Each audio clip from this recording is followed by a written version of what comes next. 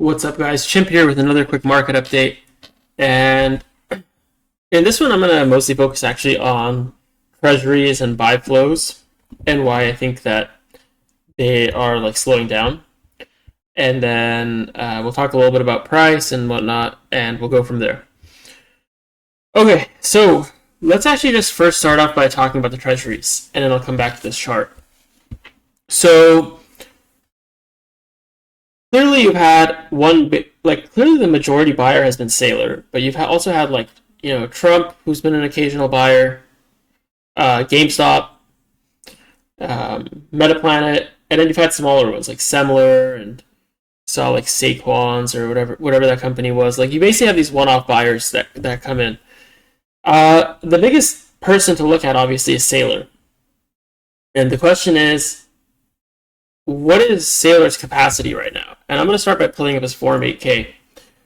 So he's issued all these preferreds, and he's previously talked about, hey, if my premium on my stock goes down too much, like I'll just hit the ATMs on the preferreds. Well, we can take a look at the preferred ATMs, and he's not able to raise much money, right? Like he was able to raise maybe rounding up about $4 million from the preferred ATMs. From the common stock, he was able to raise close to $1 billion, right? But as a result, he crushed his premium, and we can see that here. So his current NAV premium is about 1.66. From my observation of him, he has not wanted to hit ATMs when his NAV premium is close to 1.5 or so, like around these levels basically. So we could see like last week, his NAV premium got all the way up to 1.8. And I don't know if you guys were watching like MSTR shares, but you can basically see like he crushed his own NAV premium, right? Like on 7/16 it was 1.8, on 7/17 it was 1.77. I'm trying to find the one on 7/18. Yeah, like on 7/18 it's already down to 1.68. So this is basically him hitting those ATMs.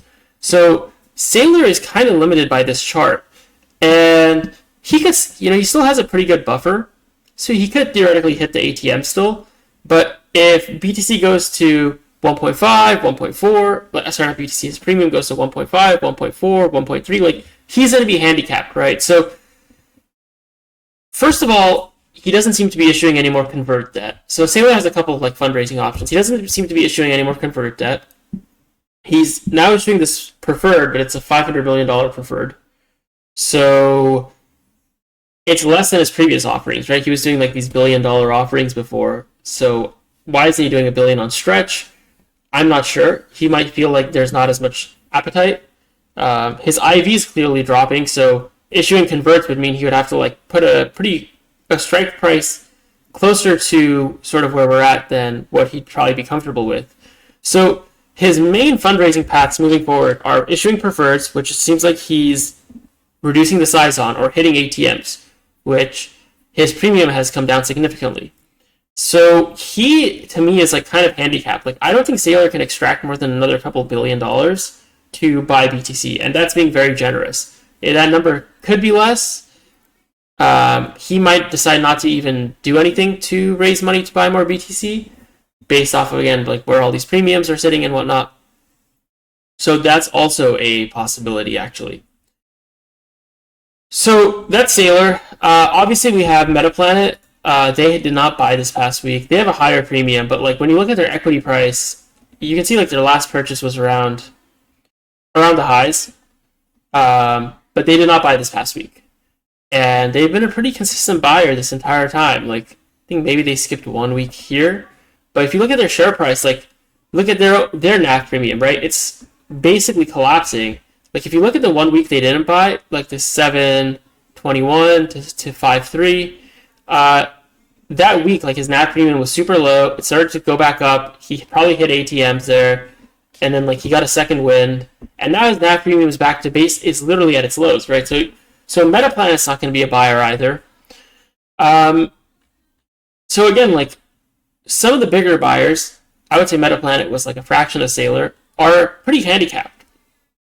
Now, where a lot of the other buying was sort of coming from was, and obviously you've had like a one-off purchase by Trump, and you've had like I think the only person, if I'm not mistaken, so I think there's two potential big buyers left besides Saylor.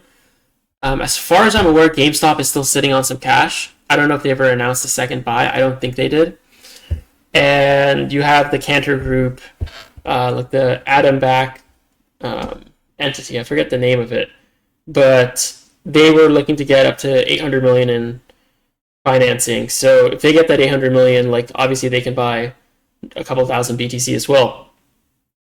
So those are sort of our two potential buyers. Sorry, our two potential buyers besides Saylor. And so the question is now, like, where does the buying come from aside from that? And the ETFs have been a pretty big source of that flow. And as we can see, like yesterday, ETF flows were actually a bit negative. Now let's see what they are today. Actually, let me circle back before I go on to. Actually, let me talk about the ETFs and then I'll mention this point. So ETF flows have slowed down a bit on the way up. Like, that's not a surprise. This is something to keep an eye on because unlike Treasuries, where it's less likely that Treasuries unwind anywhere close to highs, like even if Metaplanet or someone's going to sell, like I think Metaplanet is much more likely to sell if Bitcoin's like 30 or 40 or 50% lower than they are to sell actually like right at this price. And this is another thing to note is like Treasuries are less likely to sell now, but also a lot of these Treasury companies are probably not as dogmatic about Bitcoin as Saylor is. So these are potential sellers if the market ever sort of reverses. The ETFs also, like, again, we've had about 20 billion in capital that's come in.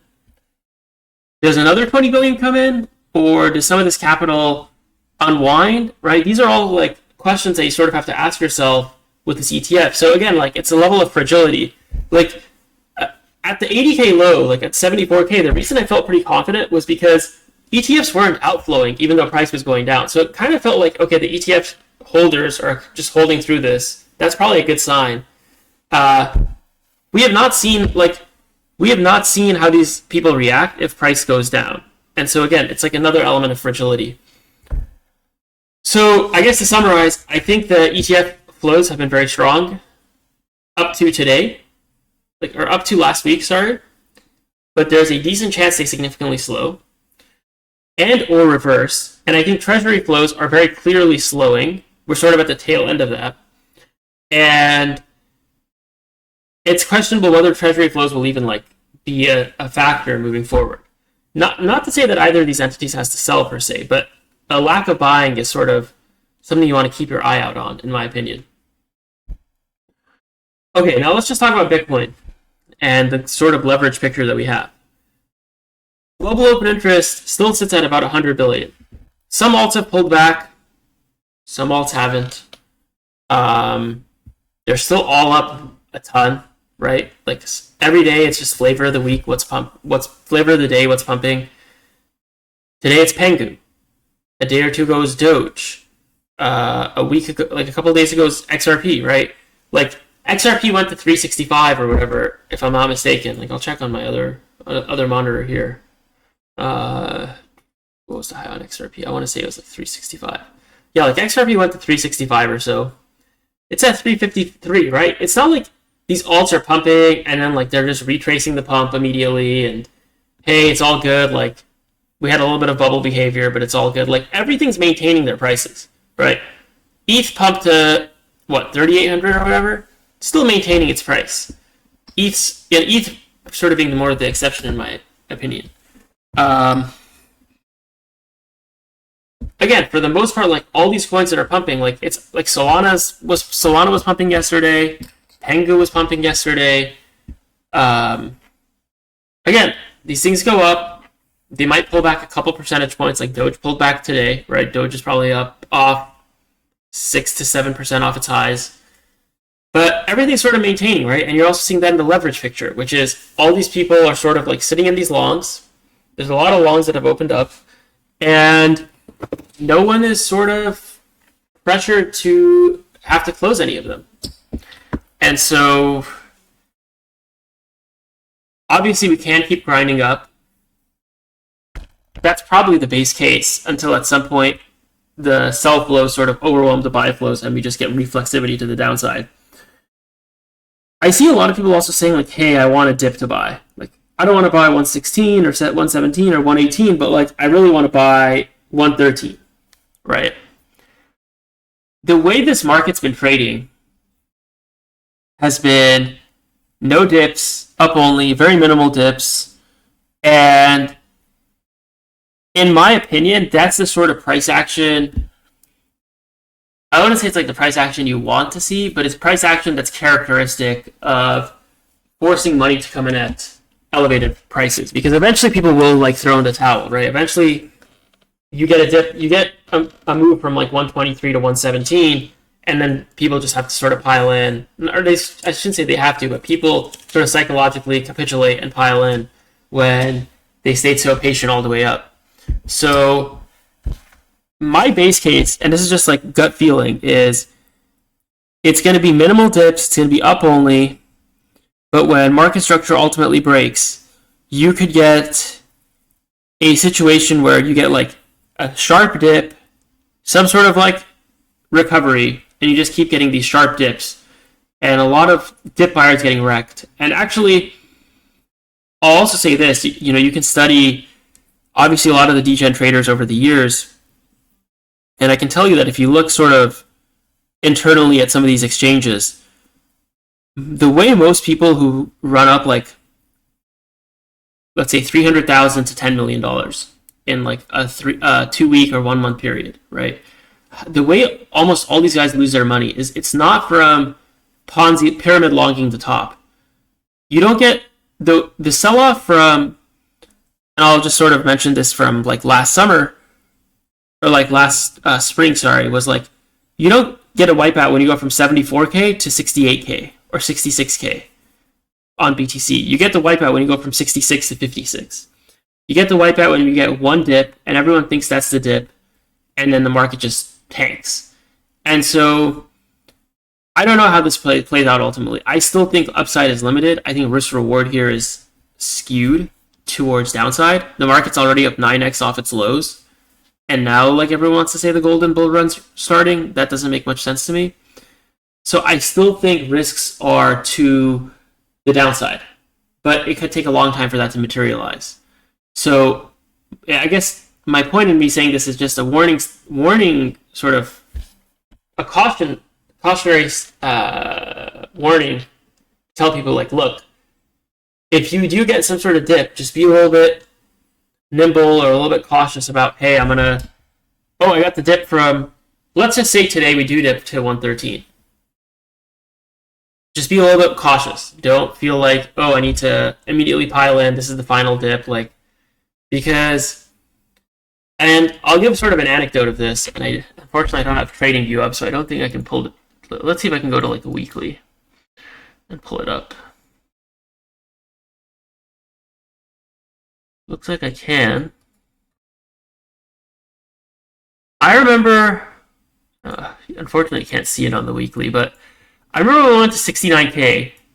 The very next day, we pulled back to 62, and people were saying like that was the dip to buy.